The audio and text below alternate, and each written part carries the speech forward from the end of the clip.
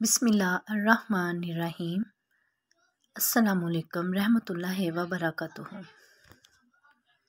शादी की पहली रात मैंने घूंघट उठाने से पहले अपनी पग इसके कदमों में रखते हुए साफ अल्फाज में बता दिया, मुझे माफ़ कर दो, मैं हक़ ज़ौजियत अदा करने की बिल्कुल कासिर हूँ।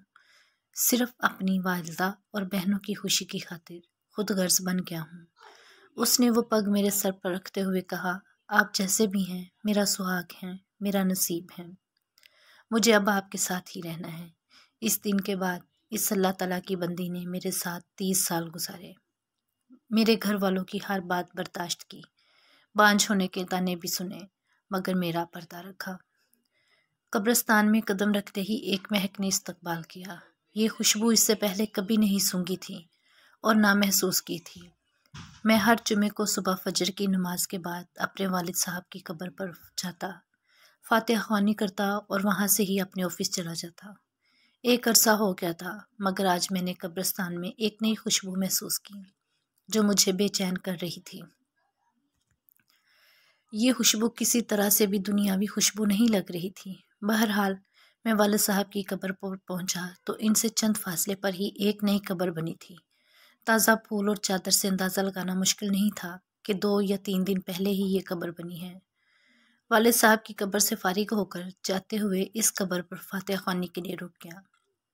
फातिहा ख्वानी के दौरान महसूस किया खुशबू इस कब्र से ही आ रही है। कन्फर्म करने के लिए कब्र की मिट्टी मुट्ठी में भरी तो एकदम ठठक गया। कब्र की मिट्टी ठंडी थी, जैसे नम हो, जबकि मिट्टी बिल्कुल खुश्क थी और कमाल हद तक ठंडी थी। बहरहाल मिट्टी को वहीं कब्र पर फेंक दिया और हाथ झाड़ने के बाद चल पड़ा। भाई की दुकान खोली, पहला ग्राहक आया, इसको सामान दिया तो इसने कहा, सामान भाई, आज खुशबू तो बहुत कमाल की लगाई है। खुशबू? कौन सी खुशबू? तो इसने कहा, जमान भाई, खुशबू आप लगाते और पूछते हमसे हो, कौन सी खुशबू? आप बहुत भले मानस आदमी हो, आप भी जमान भाई, ये कहते हुए चल पड़ा।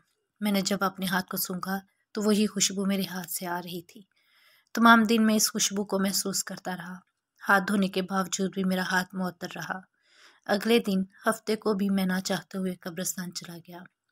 वालिद साहब की कब्र पर फातिहा ख्वानी के बाद इस कब्र पर फातिहा ख्वानी की। किसकी कब्र है ये? कौन है जो इस कदर नेक है, जिसकी कब्र ठंडी और खुशबूदार है? ऐसा कौन सा अमल कर दिया कि इतना बड़ा इनाम पा लिया? इस बात ने मुझे बेहद बेचैन सा कर दिया। गोरकन से इस कब्र के मुतल्लिक पूछा तो इसने बताया कि खातून की कब्र है। ये जानकर और भी हैरत हुई कि औरत को इस कदर शानदार मकाम मिला। अगले दिन इतवार था। देर तक सोने की आदत होने के बावजूद सुबह फजर की नमाज के वक्त उठ खड़ा हुआ और कब्रिस्तान रवाना हो गया। कब्रिस्तान में दाखिल हुआ तो क्या देखता हूँ, इसी खातून की कब्र पर एक बारिश आदमी कुरान ख्वानी कर रहा है। मैं वालिद साहब की कब्र पर फातिहा ख्वानी करने लगा। फातिहा ख्वानी के बाद मैंने इस आदमी की तरफ देखा जो अब दुआ मांग रहा था। जैसे ही वो दुआ से फारिग हुआ तो बाहर की जानिब चल पड़ा। इसको जाते देखकर मैं भी इसके पीछे हो लिया। जैसे ही वो दरवाजे से बाहर निकला मैंने आवाज़ दे दी, सर बात सुने, 1 मिनट प्लीज़। जी फरमाएं। सर मैं माजरत चाहता हूँ, मैंने आपको तकलीफ़ दी, मगर मैं आपसे एक बात पूछना चाहता हूँ, अगर आप इजाज़त दें तो। जी आप पूछें, क्या बात है? इंतहाई मोहब्बत से इस शख्स ने जवाब दिया, शुक्रिया सर, जज़ाकल्लाह। मैं दरअसल जानना चाह रहा था ये किन की कब्र है जहाँ आप कुरान ख्वानी कर रहे थे? अगर आप मुनासिब समझे तो बता दीजिए, ये आप क्यों पूछ रहे हैं? इसने सवाल किया। दरअसल इस कब्र से आने वाली खुशबू ने मुझे बेचैन कर दिया है। ऐसी खुशबू मैंने आज तक महसूस नहीं की। मुझे ये दुनियावी खुशबू नहीं लगती। मैं जानना चाह रहा था कि साहिब कब्र ने ऐसा कौन सा अमल किया कि ये मुकाम मिला कि कब्र ठंडी और खुशबूदार हो गई। ये सुनकर इस शख्स ने ठंडी आह भरी और कहा, कब्र ठंडी और खुशबूदार क्यों ना हो? इसने अल्लाह ताला को राज़ी ही ऐसे किया है। जी मैं यही जानना चाह रहा था कि ऐसा कौन सा अमल है जिससे ये सादत नसीब हुई। तो इसने बताया कि ये मेरी ज़ौजा की कब्र है। 30 साल हमारी रफ़ाकत रही। मैं 4 बहनों को इकलौता भाई हूँ। मेरी बहनों और माँ को मेरा चेहरा देखने का बेहद शौक़ था। सरकारी नौकरी मिलते ही चांद सी दुल्हन की तलाश शुरू कर दी।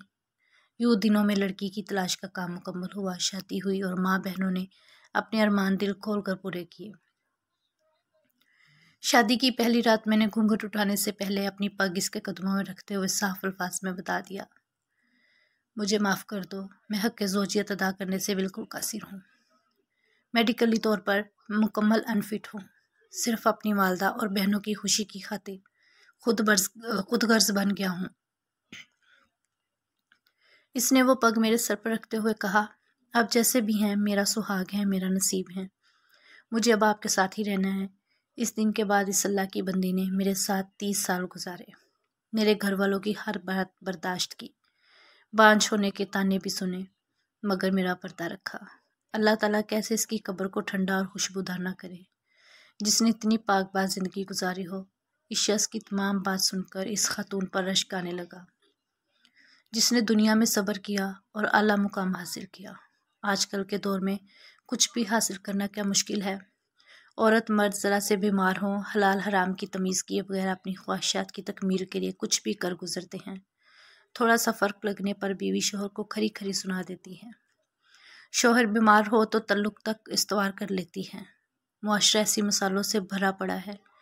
صبر کا دامن ہم نے چھوڑ دیا ہے، سارا کچھ صرف دنیا میں ہی لینا چاہتے ہیں، آخرت کی کوئی امید نہیں رکھتے۔